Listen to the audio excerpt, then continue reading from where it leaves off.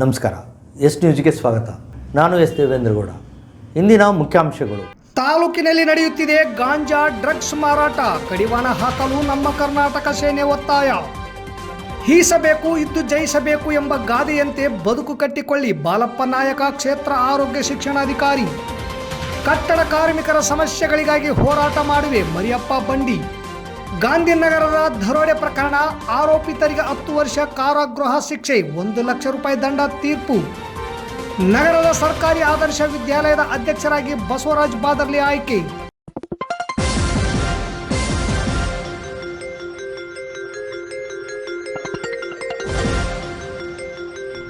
S news, ಇದು ನಿಮ್ಮ ಧ್ವನಿ. ತಾಲೂಕಿನಾದ್ಯಂತ ಗಾಂಜಾ, ಡ್ರಗ್ಸ್ ಸೇರಿದಂತೆ ಇನ್ನಿತರೆ ವ್ಯಸನದ ಮಾದಕ ವಸ್ತುಗಳ ಮಾರಾಟವು ಯಾರ ಅಂಜಿಕೆ ಇಲ್ಲದೆ ಲೀಲಾಜಾಲವಾಗಿ ನಡೆಯುತ್ತಿದ್ದು, ಇದರ ಬಗ್ಗೆ ಅಗತ್ಯ ಕ್ರಮ ಕೈಗೊಳ್ಳಬೇಕೆಂದು ತಾಲೂಕಾ ನಮ್ಮ ಕರ್ನಾಟಕ ಸೇನೆ ವತಿಯಿಂದ ತಹಸೀಲ್ದಾರ್ಗೆ ಮನವಿ ಪತ್ರ ಸಲ್ಲಿಸಲಾಯಿತು. ನಗರದ ಬಸ್ ನಿಲ್ದಾಣದ ಹತ್ತಿರವಿರುವ ಅಂಬಾದೇವಿ ದೇವಸ್ಥಾನದಿಂದ ಜಿಲ್ಲಾಧ್ಯಕ್ಷರಾದ ಕೆ ಕೊಂಡಯ್ಯ ಮತ್ತು ತಾಲೂಕು ಅಧ್ಯಕ್ಷರಾದ ಅಂಬಿರಾಜ್ ಮ್ಯಾಕಲ್ ನೇತೃತ್ವದಲ್ಲಿ ಪ್ರತಿಭಟನೆ ಹಮ್ಮಿಕೊಂಡು ಮನವಿ ಸಲ್ಲಿಸಿ ಮಾತನಾಡಿದ ಜಿಲ್ಲಾಧ್ಯಕ್ಷರು, ತಾಲೂಕಿನಲ್ಲಿ ಈಗಾಗಲೇ ಗಾಂಜಾ ಸೇರಿದಂತೆ ಇನ್ನಿತರೆ ವ್ಯಸನದ ಡ್ರಗ್ಸ್ ಮಾರಾಟವಾಗುತ್ತಿದ್ದು, ಯುವ ಜನರು ಇದಕ್ಕೆ ದಾಸರಾಗುತ್ತಿದ್ದಾರೆ. ಗ್ರಾಮೀಣ ಭಾಗದಲ್ಲಿ ಗಾಂಜಾ ಸೇವಿಸುವುದು, ಡ್ರಗ್ಸ್ ಸೇವಿಸಿ ಸದಾ ನಶೆಯಲ್ಲಿರುವುದು ಕಂಡುಬರುತ್ತದೆ. ಗಾಂಜಾವನ್ನು ಈ ತಾಲೂಕಿನಲ್ಲಿ ಕೆಲವು ಗ್ರಾಮಗಳಲ್ಲಿ ಬೆಳೆಯುತ್ತಿದ್ದಾರೆಂಬ ವಿಷಯ ತಿಳಿದು ಬರುತ್ತಿದ್ದು, ಇದಕ್ಕೆ ಪೂರಕವಾಗಿ ಸಂಬಂಧಿಸಿದ ಅಧಿಕಾರಿಗಳಿಗೆ ಆದೇಶ ನೀಡಿ ಎಲ್ಲಿ ಗಾಂಜಾ ಬೆಳೆಯುತ್ತಿದ್ದಾರೆಂಬ ಮಾಹಿತಿ ಪಡೆದುಕೊಂಡು ಗಾಂಜಾ ಗಿಡಗಳನ್ನು ನಾಶಪಡಿಸುವುದು ಉತ್ತಮವಾದ ಕೆಲಸವಾಗಿರುತ್ತದೆ. ಜೊತೆಗೆ ಇಂತಹ ವ್ಯಸನದ ಡ್ರಗ್ಸ್ ಸಾಮಗ್ರಿಗಳು ನೆರೆಯ ರಾಜ್ಯದಿಂದ ನಮ್ಮ ತಾಲೂಕಿಗೆ ಬರುತ್ತದೆ ಎಂಬ ವಿಷಯ ಗ್ರಾಮೀಣ ಭಾಗದ ಜನರಿಂದ ತಿಳಿದು ಬಂದಿರುತ್ತದೆ. ಇದನ್ನು ಕೂಡ ನಿಯಂತ್ರಿಸುವುದು ಅವಶ್ಯವಾಗಿದೆ ಎಂದರು.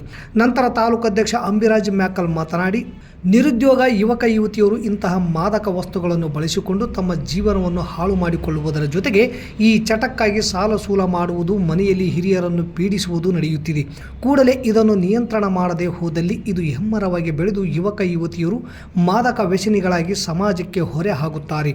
ಈ ಹಿನ್ನೆಲೆಯಲ್ಲಿ ತಕ್ಷಣದಿಂದಲೇ ಈ ಮಾದಕ ವಸ್ತುಗಳನ್ನು ನಿಯಂತ್ರಿಸುವುದು, ಹೊರ ರಾಜ್ಯಗಳಿಂದ ಬರುತ್ತಿರುವುದಕ್ಕೆ ಕಡಿವಾಣ ಹಾಕುವುದು ಮತ್ತು ಗ್ರಾಮೀಣ ಭಾಗದಲ್ಲಿ ಗಾಂಜಾ ಬೆಳೆಯುವುದನ್ನು ಪತ್ತೆ ಮಾಡಿ ಅವುಗಳನ್ನು ನಾಶಪಡಿಸಲು ಸಂಬಂಧಿಸಿದ ಪೊಲೀಸ್ ಅಧಿಕಾರಿಗಳಿಗೆ, ಅರಣ್ಯಾಧಿಕಾರಿಗಳಿಗೆ ಆದೇಶ ನೀಡಲು ಮನವಿ ಮಾಡಿ ವಾರದೊಳಗೆ ಕ್ರಮ ಜರುಗಿಸದೆ ಹೋದಲ್ಲಿ ತಮ್ಮ ಕಾರ್ಯಾಲಯದ ಮುಂದೆ ಧರಣಿ ಸತ್ಯಾಗ್ರಹ ಹಮ್ಮಿಕೊಳ್ಳಲಾಗುವುದು ಎಂದು ಎಚ್ಚರಿಕೆ ನೀಡಿದರು. ಈ ಸಂದರ್ಭದಲ್ಲಿ ದೇವದುರ್ಗ ತಾಲೂಕು ಅಧ್ಯಕ್ಷ ಭೀಮನಗೌಡ ಎಂ ಪಾಟೀಲ್, ಹುಸೇನ್ ಭಾಷಾ, ನಾಗರಾಜ್ ದೊರೆ, ಮುನ್ನಾ, ಮೊಹಮ್ಮದ್ ಹುಸೇನ್, ಮಾಣಿಕ್ ಇಂಗಳೆ, ಶಿವರಾಜ್ ನಾಯಕ್, ಚಂದ್ರು ನಾಯಕ್, ಚಂದ್ರಕಾಂತ್ ಭೋವಿ, ನಿರುಪಾದಿ ಹಿರೇಮಠ್ ಸೇರಿದಂತೆ ಸಂಘಟನೆಯ ಅನೇಕ ಪದಾಧಿಕಾರಿಗಳು ಇದ್ದರು. ಇಂಥ ಒಂದು ಗಾಂಜಾ ಬೆಳೀತಕ್ಕಂಥ ಸ್ಥಳವನ್ನು ಪರಿಶೀಲನೆ ಮಾಡಿ ಕೂಡಲೇ ಸಂಬಂಧಪಟ್ಟಿರ್ತಕ್ಕಂಥ ಅಧಿಕಾರಿಗಳು ಅಂತ ಒಂದು ಗಾಂಜಾ ಬೆಳೀತಕ್ಕಂಥ ಒಂದು ಹೊಲಗಳನ್ನ ಸೀಸ್ ಮಾಡೋದಾಗಲಿ, ಮತ್ತೆ ಸಂಬಂಧಪಟ್ಟಿರ್ತಕ್ಕಂಥ ಅಧಿಕಾರಿಗಳನ್ನ, ಸಂಬಂಧಪಟ್ಟಿರ್ತಕ್ಕಂಥ ಹೊಲದ ಮಾಲೀಕರ ಮೇಲೆ ಕ್ರಿಮಿನಲ್ ಪ್ರಕರಣ ದಾಖಲಾಗಬೇಕು. ಜೊತೆಗೇನಪ್ಪ ಅಂತಂದ್ರೆ ಈಗಾಗಲೇ ಬಲಿಯಾಗ್ತಕ್ಕಂಥ ವಿದ್ಯಾರ್ಥಿಗಳು ಏನು ಬಲಿಯಾಗ್ತಾ ಇದ್ದಾರೆ, ವಿದ್ಯಾರ್ಥಿನಿಯರು ಏನು ವ್ಯಸನಕ್ಕೆ ಜಾರ್ತಾ ಇದ್ದಾರೆ, ಅದನ್ನು ತಪ್ಪಿಸಲಿಕ್ಕೆ ಪ್ರಮುಖವಾಗಿ ಏನಪ್ಪ ಅಂತಂದ್ರೆ ಸಂಪೂರ್ಣವಾಗಿ ಡ್ರಗ್ಸ್ ಮುಕ್ತ ತಾಲೂಕನ್ನಾಗಿ ಮಾಡಬೇಕು ಅಂತಕ್ಕಂಥದ್ದು ನಮ್ಮ ಸಂಘಟನೆಯ ಒಕ್ಕೊರಲಿನ ಒಮ್ಮತದ ಅಭಿಪ್ರಾಯವಾಗಿದೆ. ಆ ಒಂದು ಕಾರಣಕ್ಕೆ ನಮ್ಮ ತಾಲೂಕಿನಲ್ಲಿ ಯಾವುದೇ ಕಾರಣಕ್ಕೆ ವಿದ್ಯಾರ್ಥಿನಿಯರು ಮತ್ತೆ ಬಡ ಮಕ್ಕಳು ವ್ಯಸನಕ್ಕೆ ಬಲಿಯಾಗಬಾರ್ದು ಅನ್ನೋ ಒಂದು ಸದುದ್ದೇಶದಿಂದ ನಮ್ಮ ಕರ್ನಾಟಕ ಸೇನೆಯ ವತಿಯಿಂದ ಈ ದಿನ ಬೃಹತ್ ಪ್ರತಿಭಟನೆಯನ್ನ ನಮ್ಮ ತಾಲೂಕು ವತಿಯಿಂದ ಹಮ್ಮಿಕೊಂಡಿದ್ದೇವೆ. ಮಾಡಿಕೊಂಡು ತಂದೆ ತಾಯಿಗಳ ಒಂದಿಗೆ ಜಗಳಗಳನ್ನು ಆಡಿಕೊಂತ ಸಾಲದ ಉಡಿಯಲ್ಲಿ ಸಿಲುಕೊಂಡು ಆತ್ಮಹತ್ಯೆಗಳು ಮಾಡಿಕೊಂಡಂತಹ ಸಂದರ್ಭಗಳು ಕೂಡ ನಾವು ಇಲ್ಲಿ ಅಕ್ಕಪಕ್ಕದ ಹಳ್ಳಿಗಳಿಂದ ನಾವು ಕೇಳಿ ಬಂದಿದ್ದೀವಿ. ಮತ್ತು ನಮ್ಮ ಸಿಂಧನೂರು ನಗರ ಮತ್ತು ಅಕ್ಕಪಕ್ಕದ ಹಳ್ಳಿಯಲ್ಲಿ ಗಾಂಜಾ ಬೆಳೆಯುವುದು ಮತ್ತು ಡ್ರಗ್ಸ್ ಸೇವನೆ ಮಾಡುವಂತಹ ವಿದ್ಯಾರ್ಥಿಗಳಿಗೆ ಮತ್ತು ಜನರಿಗೆ ಒಂದೇ ವಿಷಯ ಹೇಳ್ತಾ ಇದ್ದೀನಿ, ನಿಮ್ಮ ದೇಹವು ನಿಮ್ಮದಲ್ಲ. ನಿಮ್ಮ ತಂದೆ ತಾಯಿನೂ ಒಂದು ಸತಿ ನಿಮ್ಮ ತಾಯಿನೇ ಕೇಳಿರಿ. ನಿಮ್ಮನ್ನು ಎದ್ದು ಈ ಪ್ರಪಂಚಕ್ಕೆ ಪರಿಚಯ ಮಾಡಬೇಕಂದ್ರೆ ಎಷ್ಟು ನೋವನ್ನು ಅನುಭವಿಸಿದೆ ಅಂತ ಒಂದು ಸತಿ ನಿಮ್ಮ ತಾಯಿಯ ಬಗ್ಗೆ ಯೋಚನೆ ಮಾಡಿರಿ, ವಿದ್ಯಾರ್ಥಿಗಳಾಗಿರಿ. ಮತ್ತು ತಂದೆ ನಿಮ್ಮ ಇಷ್ಟು ಎತ್ತರಕ್ಕೆ ಬೆಳೆಯುವುದಕ್ಕಾಗಿ ಮತ್ತು ಕಷ್ಟ ದೋಷಗಳು ಆದ ಒಂದು ಉಪವಾಸ ಇದ್ದರೂ ಕೂಡ ನಿಮ್ಮ ಹೊಟ್ಟೆ ತುಂಬಿಸುವಂಥ ಕೆಲಸ ಮಾಡ್ತಾ ಇದ್ದಾನೆ. ಈ ದೇಹ ತಂದೆ ತಾಯಿದು, ನೀವು ಹಾಳಾಗಬೇಡ್ರಿ, ನಿಮ್ಮಿಂದ ಸಮಾಜವನ್ನು ಹಾಳು ಮಾಡಬೇಡ್ರಿ ಅಂತ ಹೇಳುತ್ತಾ, ಮತ್ತು ಮತ್ತು ಈ ಸಿಂಧನೂರಿನಲ್ಲಿ ನಡೆದಿರುವಂತಹ ಗಾಂಜಾ ಬಗ್ಗೆ ಅಧಿಕಾರಿಗಳು ಇದಕ್ಕೆ ಸಂಬಂಧಪಟ್ಟಂತ ಅಧಿಕಾರಿಗಳು ಕೂಡಲೇ ಒಂದು ವಾರದ ಒಳಗೆ ಅದರ ಎಲ್ಲಿ ನಡೀತಾ ಇದೆಯೋ ಗಾಂಜಾ ಆಗಲಿ ಇದು ಡ್ರಗ್ಸ್ ಮಾಪಕ ಆಗಲಿ ಎಲ್ಲಿ ನಡೀತಾ ಇದೆಯೋ ಅಲ್ಲಿಗೆ ಹೋಗಿ ಅವರನ್ನು ಕಾನೂನು ತಕ್ಕಂತಹ ಒಳಗೆ ಹಾಕಿಸಬೇಕು ಅಂತ ನಮ್ಮದು ಒಂದು ದೊಡ್ಡ ಹೋರಾಟ. ಜಿಲ್ಲಾಡಳಿತ, ಜಿಲ್ಲಾ ಪಂಚಾಯತ್, ಜಿಲ್ಲಾ ಆರೋಗ್ಯ ಮತ್ತು ಕುಟುಂಬ ಕಲ್ಯಾಣ ಇಲಾಖೆ, ಜಿಲ್ಲಾ ಮಾನಸಿಕ ಆರೋಗ್ಯ ವಿಭಾಗ ರಾಯಚೂರು ಇವರುಗಳ ಸಂಯುಕ್ತ ಆಶ್ರಯದಲ್ಲಿ ಅರಿಗಿನಮರ ಕ್ಯಾಂಪ್ ಜ್ಞಾನಭಾರತಿ ಪಬ್ಲಿಕ್ ಶಾಲೆಯಲ್ಲಿ ವಿದ್ಯಾರ್ಥಿಗಳಿಗೆ ಅರಿವು ಮೂಡಿಸುವ ಕಾರ್ಯಕ್ರಮ ಹಮ್ಮಿಕೊಳ್ಳಲಾಗಿತ್ತು. ಈ ಕಾರ್ಯಕ್ರಮದ ಕುರಿತು ಕ್ಷೇತ್ರ ಆರೋಗ್ಯ ಶಿಕ್ಷಣಾಧಿಕಾರಿ ಬಾಲಪ್ಪ ನಾಯಕ್ ಅವರು ಮಾತನಾಡಿದರು. ಪ್ರತಿ ವರ್ಷದಂತೆ ಈ ವರ್ಷವೂ ಕೂಡ ವಿಶ್ವ ಆರೋಗ್ಯ ಸಂಸ್ಥೆಯಂತೆ ವಿಶ್ವ ಆತ್ಮಹತ್ಯೆ ತಡೆಗಟ್ಟುವ ದಿನಾಚರಣೆಯನ್ನು ಆಚರಣೆ ಮಾಡಲಾಗುತ್ತದೆ. ವಿಶ್ವ ಆರೋಗ್ಯ ಸಂಸ್ಥೆಯ ಪ್ರಕಾರ ಪ್ರತಿ 40 ಸೆಕೆಂಡಿಗೆ ಒಬ್ಬರಂತೆ ಆತ್ಮಹತ್ಯೆ ಮಾಡಿಕೊಳ್ಳುತ್ತಿದ್ದಾರೆ. ಅದರಲ್ಲಿ 15ರಿಂದ 29 ವಯಸ್ಸಿನ ಯುವಕರಾಗಿದ್ದು ಕಳವಳಕಾರಿಯಾದ ಸಂಗತಿಯಾಗಿದೆ. ಬಿಡುವಿಲ್ಲದ ಜೀವನ ಶೈಲಿಯ ಕಾರಣಗಳಿಂದ ಮನುಷ್ಯ ಮಾನಸಿಕ ಕಾಯಿಲೆಗಳಿಗೆ ತುತ್ತಾಗಿ ಆತ್ಮಹತ್ಯೆಯಂತಹ ದಾರಿಯನ್ನು ತುಳಿಯುತ್ತಿದ್ದಾನೆ. ರೋಗ ನಿರ್ಣಯಕ್ಕೆ ತಡ ಮಾಡದೆ ಸೂಕ್ತ ಮಾನಸಿಕ ತಜ್ಞರಲ್ಲಿ ಚಿಕಿತ್ಸೆ ಕೊಡಿಸಿ ಆತ್ಮಹತ್ಯೆಯಂತಹ ಆಲೋಚನೆಯಿಂದ ದೂರ ಬರಬೇಕು ಎಂದರು. ನಂತರ ಮಾತನಾಡಿದ ಸಮುದಾಯ ಆರೋಗ್ಯ ಅಧಿಕಾರಿ ಮೇರಿಯವರು, ಮನುಷ್ಯ ಒತ್ತಡದ ಮಾನಸಿಕ ಕಾಯಿಲೆಯಿಂದ ಆತ್ಮಹತ್ಯೆಯಂಥ ದಾರಿಯನ್ನು ತುಳಿಯುತ್ತಿದ್ದಾನೆ. ಅದಕ್ಕಾಗಿ ಪ್ರತಿಯೊಬ್ಬರು ಕುಟುಂಬಗಳಿಗೆ ಧೈರ್ಯ ತುಂಬುವ ಕೆಲಸವನ್ನು ಮಾಡಬೇಕಾಗಿದೆ. ಮದ್ಯಪಾನ ಮತ್ತು ಮಾದಕ ದುಶ್ಚಟಗಳಿಗೆ ಬಲಿಯಾಗುವುದರಿಂದ ತನಗೆ ತಾನೇ ಸಾವಿನ ಬಗ್ಗೆ ಮಾತನಾಡುವುದು, ನನ್ನವರು ಯಾರೂ ಇಲ್ಲ ಎಂಬ ಭಾವನೆ, ಹಾನಿಕಾರಕ ವಸ್ತುಗಳನ್ನು ಸಂಗ್ರಹಿಸುವುದು, ಸಮಸ್ಯೆಯ ಸುಳಿಯಲಿದ್ದೇನೆ ಎಂಬ ಭಾವನೆ, ಅತಿಯಾದ ಉದ್ವೇಗ, ವ್ಯಾಪಾರದಲ್ಲಿ ನಷ್ಟ, ವ್ಯವಸಾಯದಲ್ಲಿ ನಷ್ಟ, ವಿದ್ಯಾಭ್ಯಾಸದಲ್ಲಿ ನಷ್ಟವಾಗಿರುವುದು, ಯುವಕರು, ರೈತರು, ವ್ಯಾಪಾರಸ್ಥರು ಹಾಗೂ ಉದ್ಯೋಗಸ್ಥರು ಆತ್ಮಹತ್ಯೆಯಂಥ ದಾರಿಯನ್ನು ತುಳಿಯುತ್ತಿದ್ದಾರೆ ಎಂದರೆ ನೋವಿನ ಸಂಗತಿ. ಇವರಿಗೆ ಧೈರ್ಯವನ್ನು ತುಂಬುವಂತಹ ಕೆಲಸವನ್ನು ನಾವು ಮಾಡಬೇಕಾಗಿದೆ ಎಂದು ತಿಳಿಸಿದರು. ಈ ಸಂದರ್ಭದಲ್ಲಿ ಶಾಲೆಯ ಆಡಳಿತ ಮಂಡಳಿಯ ಅಧ್ಯಕ್ಷರಾದ ಜ್ಞಾನಪ್ಪ ಕನ್ಯಪೇಟಿ, ಶಿಕ್ಷಕರಾದ ಭಾರತಿ ವಾಸುದೇವ್, ಕುಮಾರಸ್ವಾಮಿ, ಮುಖ್ಯೋಪಾಧ್ಯಾಯರು, ಮಲ್ಲೇಶ್ವರಿ, ಆಶಾ ಕಾರ್ಯಕರ್ತೆ, ವಿದ್ಯಾರ್ಥಿಗಳು ಉಪಸ್ಥಿತರಿದ್ದರು. ಕಟ್ಟಡ ಕಾರ್ಮಿಕರ ಬೇಡಿಕೆಗಳ ಬಗ್ಗೆ ಹೋರಾಟ ಮಾಡುವ ಮೂಲಕ ಅವರಿಗೆ ನ್ಯಾಯ ಒದಗಿಸುವ ಪ್ರಾಮಾಣಿಕ ಪ್ರಯತ್ನ ಮಾಡುವುದಾಗಿ Karnataka state construction workers central union ನೂತನ ತಾಲೂಕು ಅಧ್ಯಕ್ಷರಾದ ವಿ ಮರಿಯಪ್ಪ ಬಂಡಿ ಹೇಳಿದರು. ಕಟ್ಟಡ ನಿರ್ಮಾಣ ಕಾರ್ಮಿಕರ ಸಂಘದ ಕಚೇರಿಯಲ್ಲಿ ಸಮಾಜ ಹಾಗೂ ಕಟ್ಟಡ ನಿರ್ಮಾಣ ಕಾರ್ಮಿಕರಿಂದ ಸನ್ಮಾನಿಸಿದ ನಂತರ ಎಸ್ ನ್ಯೂಸ್ ಜೊತೆಗೆ ಮಾತನಾಡಿದ ಅವರು, ಇತರೆ ಕಾರ್ಮಿಕರ ಸಂಘಟನೆಗಳಿಗಿಂತ ನಮ್ಮ ಸಂಘಟನೆಗೆ ಇತಿಹಾಸವಿದೆ ಎಂದರು.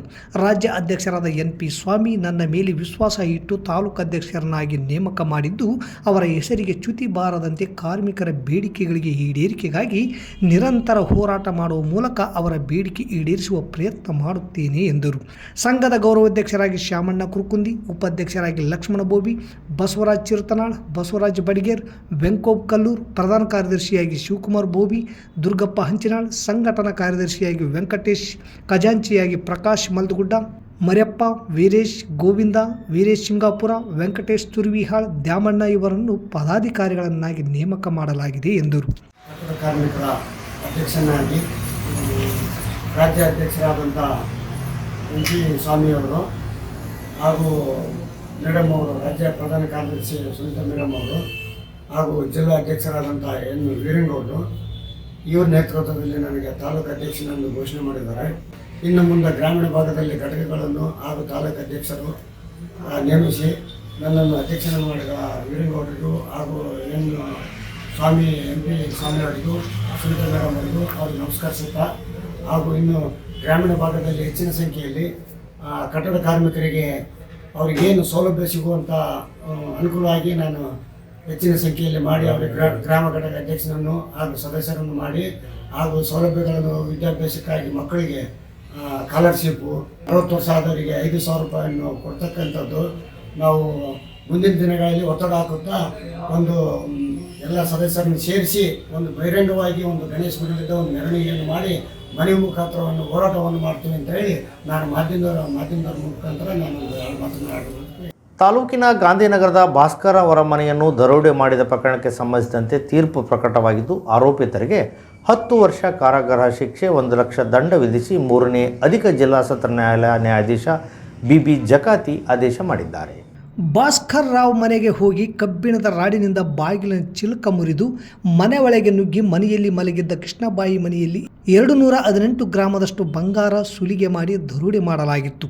ತುರ್ವಿಹಾಳ್ ಠಾಣೆಯ ಪೊಲೀಸರು ಭಾಸ್ಕರ್ ರಾವ್ ಅವರು ನೀಡಿದ ದೂರಿನ ಮೇರೆಗೆ ಪ್ರಕರಣ ದಾಖಲಿಸಿಕೊಂಡು ಆರೋಪಿತರಾದ ತೋಟ ರಾಮಕೃಷ್ಣರಾಜು, ಸದ್ದಲ್ ಕುಮಾರ್ ರಾಜ, ಅರ್ಧಾಣಿ ಲಕ್ಷ್ಮಣ ಮತ್ತು ಸುಜಾತ ಆಂಧ್ರಪ್ರದೇಶ್ ಇವರ ವಿರುದ್ಧ ಅಂದಿನ ತನಿಖಾಧಿಕಾರಿ ಚಂದ್ರಪ್ಪ PSI ಮತ್ತು ರವಿಕುಮಾರ್ S ತಪ್ಪತ್ತನವರು CPI ಅವರು ತನಿಖೆ ಕೈಗೊಂಡು ದೋಷಾರೋಪಣಾ ಪತ್ರ ಸಲ್ಲಿಸಿದ್ದರು.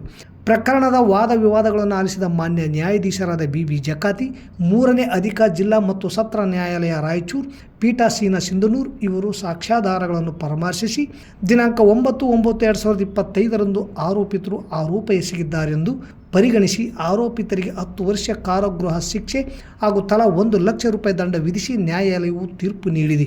ಸರ್ಕಾರದ ಪರವಾಗಿ RA ಗಡ್ಕರಿ ಸರ್ಕಾರಿ ಅಭಿಯೋಜಕರು ಸಾಕ್ಷಿ ವಿಚಾರಣೆ ಮಾಡಿದ್ದು, ಮಂಜುನಾಥ್ ಬೇರಿ ಸರ್ಕಾರಿ ಅಭಿಯೋಜಕರು ವಾದ ಮಂಡಿಸಿರುತ್ತಾರೆ.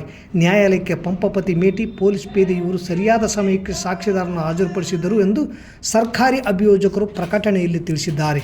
ನಗರದ ಸರ್ಕಾರಿ ಆದರ್ಶ ವಿದ್ಯಾಲಯದ ಶಾಲಾ ಅಭಿವೃದ್ಧಿ ಸಮಿತಿಯ SDMC ಅಧ್ಯಕ್ಷರಾಗಿ ಬಸವರಾಜ್ ಬಾದರ್ಲಿ ಆಯ್ಕೆಯಾಗಿದ್ದಾರೆ. ಶಾಲಾ ಸಭಾಭವನದಲ್ಲಿ ನಡೆದ ಚುನಾವಣಾ ಪ್ರಕ್ರಿಯೆಯಲ್ಲಿ ಸದಸ್ಯರಾಗಿ ಮಲ್ಲಿಕಾರ್ಜುನ್ HM, ಡಾಕ್ಟರ್ ಮದಗಪ್ಪ, ಶೇಖರಯ್ಯ ಸ್ವಾಮಿ ಜವಳಗೆರ, ಮೌಲಸಾಬ್ ಸಿಟಿಜನ್, ತಿಮ್ಮಣ್ಣ ನಾಯಕ್ ಮಲ್ಲಾಪುರ್, ರೇಣುಕಾ, ಶರಣಪ್ಪ, ತಾರಾಭಾಯಿ, ಸತೀಶ್, ರೇಖಾ ಸದಸ್ಯರಾಗಿ ಆಯ್ಕೆಯಾಗಿದ್ದಾರೆ ಎಂದು ಚುನಾವಣಾ ಅಧಿಕಾರಿ ಉಲ್ಗಪ್ಪರವರು ತಿಳಿಸಿದ್ದಾರೆ. ಈ ಸಂದರ್ಭದಲ್ಲಿ ಪ್ರಭಾರಿ ಮುಖ್ಯ ಗುರುಗಳಾದ ಭೀಮರೆಡ್ಡಿ ಮತ್ತು ಶಾಲೆಯ ಶಿಕ್ಷಕರು ಹಾಗೂ ಪಾಲಕರು ಉಪಸ್ಥಿತರಿದ್ದರು. ಮತ್ತೊಮ್ಮೆ ಮುಖ್ಯಾಂಶಗಳು.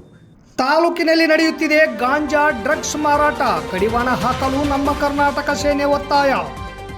ಹೀಸಬೇಕು ಇದ್ದು ಜಯಿಸಬೇಕು ಎಂಬ ಗಾದೆಯಂತೆ ಬದುಕು ಕಟ್ಟಿಕೊಳ್ಳಿ, ಬಾಲಪ್ಪ ನಾಯಕ ಕ್ಷೇತ್ರ ಆರೋಗ್ಯ ಶಿಕ್ಷಣಾಧಿಕಾರಿ. ಕಟ್ಟಡ ಕಾರ್ಮಿಕರ ಸಮಸ್ಯೆಗಳಿಗಾಗಿ ಹೋರಾಟ ಮಾಡುವೆ, ಮರಿಯಪ್ಪ ಬಂಡಿ. ಗಾಂಧಿನಗರದ ದರೋಡೆ ಪ್ರಕರಣ, ಆರೋಪಿತರಿಗೆ 10 ವರ್ಷ ಕಾರಾಗೃಹ ಶಿಕ್ಷೆ, 1 ಲಕ್ಷ ರೂಪಾಯಿ ದಂಡ ತೀರ್ಪು. ನಗರದ ಸರ್ಕಾರಿ ಆದರ್ಶ ವಿದ್ಯಾಲಯದ ಅಧ್ಯಕ್ಷರಾಗಿ ಬಸವರಾಜ್ ಬಾದರ್ಲಿ ಆಯ್ಕೆ. ಇಲ್ಲಿಗೆ ವಾರ್ತಾ ಪ್ರಸಾರ ಮುಕ್ತಾಯವಾಯಿತು. ನಿರಂತರ ಸುದ್ದಿಗಾಗಿ ವೀಕ್ಷಿಸಿ S ನ್ಯೂಸ್. ಇದು ನಿಮ್ಮ ಧ್ವನಿ. ನಮಸ್ಕಾರ.